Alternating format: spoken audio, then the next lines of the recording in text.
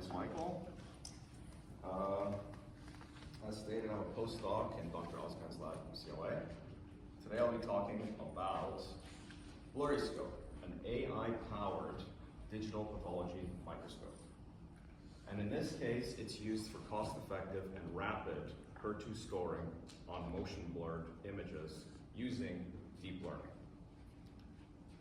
So, what are the motivations for putting together something like this? Why would we build this? The first one is price. Typical high-end, state-of-the-art digital pathology scanners cost at least hundreds of thousands of dollars, typically minimum of $500,000. Our total component cost is $500. That's the first point. Second is speed. And this is my favorite because it's scalable. So although it's on par with those high-end digital pathology scanners, if the frame rate of the camera is slightly higher, if the stage, if the speed of the stage using motors that are slightly more stable can be implemented. If there's more data, that's a big one. If the networks are more robust, you can increase the stage in proportion to that amount. So that's why it's a very attractive approach and can be integrated with those bigger standard scanners. The last one is that it's compact. Okay, it's about this big, 5 pounds, lightweight, highly conducive to a lot of customization. Regrettably, I don't have a prototype with me now, but if you are interested, please send me an email. I'd be happy to forward you the specs and even a demo and so on. So, what are the potential uses for this other than rapid HER2 classification? Well, any histochemical stain could work, okay? Any biopsies, any cancerous type condition, infectious diseases. But more importantly, I would say whole slide scanning, okay? Whole slide imaging. You can scan this and you can render it, and I'm gonna show an example for that. And just think about it in more general terms as a biosensor. So blood smears, blood statistics, total blood counts, leukocyte disorder detection, that sort of thing. Obviously, that can be conducive to this, but I think more like just as a grander vision for this would be as a sensor in general. Okay, but in this case, we decided to tackle the very important, very ambitious, and difficult HER2 problem. So what is HER2? It's a protein that is heavily expressed in breast cancer. The staining is a immunohistochemical stain. The scoring goes from 0 to 3, typically, where 3 is indicative of the most aggressive condition for the cancer. The problems with this are manifold, okay? It's very time-consuming. A pathologist is involved, so highly prone to subjectivity. You have misclassifications. It's a costly procedure, obviously, because you're enlisting a board-certified pathologist.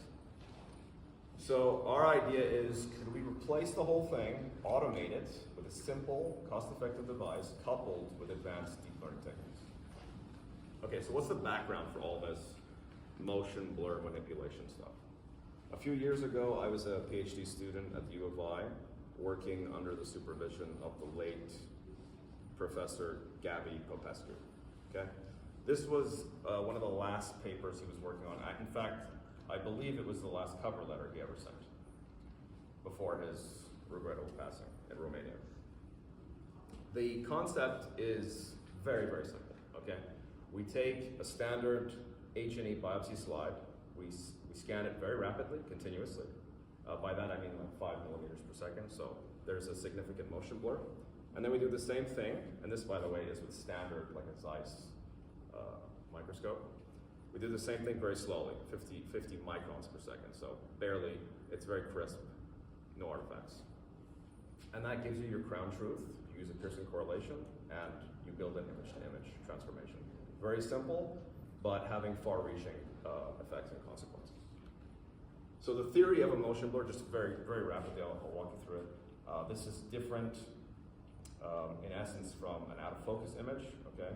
So a motion blurred image, the camera is looking at a moving slide, and it's essentially gathering a series of slightly laterally shifted frames. That's what you're seeing here. They look identical, but they're actually laterally shifted. If you just add them up as an integration, you produce the effect of a motion blur, okay? If you work it out with the math, it's basically that central frame convolved with a line function. That line is equal to the speed of the stage times the exposure time of the camera. So the greater the exposure or the faster the stage, you're gonna get a more prominent blur, obviously. So then you may be asking yourself, why not just deconvolve it with that line, calculate the line, deconvolve it? Well, the problem is, when you're gathering it at those speeds, you're damaging the power spectrum. So the higher spatial frequencies are compromised. Retrieving it is not that obvious. So then we said, well, can we use a deep learning network, in this case a GAN network, sort of retrieve the quantitative and qualitative aspects that a pathologist would be comfortable with? And the answer is yes. Okay, so we show this. So I'd like to say this whole concept is really part of a much broader theme of research, which encapsulates a lot of untapped potential. And we recently published a review on this, very comprehensive. I encourage you, if you're interested in employing this kind of tactic, a lot of unexplored avenues that we list out. We covered over a dozen methods. Basically, it's what I like to call compromise AI compensation scheme, okay? So you take a metric, doesn't matter what it is, resolution, SNR, sampling, density. You deliberately compromise that for purposes of acceleration, a diminution in terms of the price or the dimensions, and then you figure it out later with AI. Okay, that's the crude idea. But basically, you're using ground truths which are very high quality. So it's not just, oh, we're going to compromise on this thing and then we'll fix it with AI. Actually, you can recuperate it and improve upon it. That's the exciting thing.